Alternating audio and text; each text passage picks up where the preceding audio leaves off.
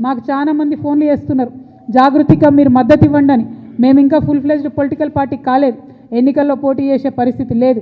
కాకపోతే ఎవరు ఎక్కడ నిలబడ్డా బీసీ ఎస్సీ ఎస్టీ మైనారిటీ, ముఖ్యంగా మా ఆడబిడ్డలు మా యువ మిత్రులు ఎక్కడ నిలబడ్డా వారు మా మద్దతు కోరితే తప్పకుండా జాగృతి తరఫున మద్దతు ఇస్తామని నేను ఈ సందర్భంగా తెలియజేస్తా ఉన్నాను. రాష్ట్ర వ్యాప్తంగా అనేక మున్సిపాలిటీస్ నుంచి మాకు ఫోన్స్ వస్తున్నాయి.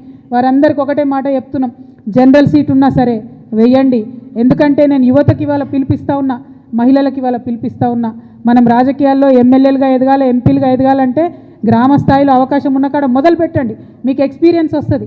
గెలుపు ఓటమి ఇంపార్టెంట్ కాదు, ఎలక్షన్ ప్రాసెస్ ఎట్లా ఉంటుంది, ఎలక్షనీరింగ్ ఎట్లా ఉంటుంది, ప్రజల దగ్గరికి పోయి ఓటు అడిగేటటువంటి విధానం ఎట్లా ఉంటుంది, ఇది మీకు ఒక ట్రైనింగ్ గ్రౌండ్గా, ఒక ప్రిపరేటరీ గ్రౌండ్గా పనికొస్తుంది. కాబట్టి మున్సిపల్ ఎన్నికలు సంపూర్ణంగా మీరు వాడుకోవాలని చెప్పి తెలంగాణ యువతకు, తెలంగాణ మహిళలకు, తెలంగాణ బీసీ బిడ్డలకు నేను పిలుపునిస్తూ ఉన్నాను.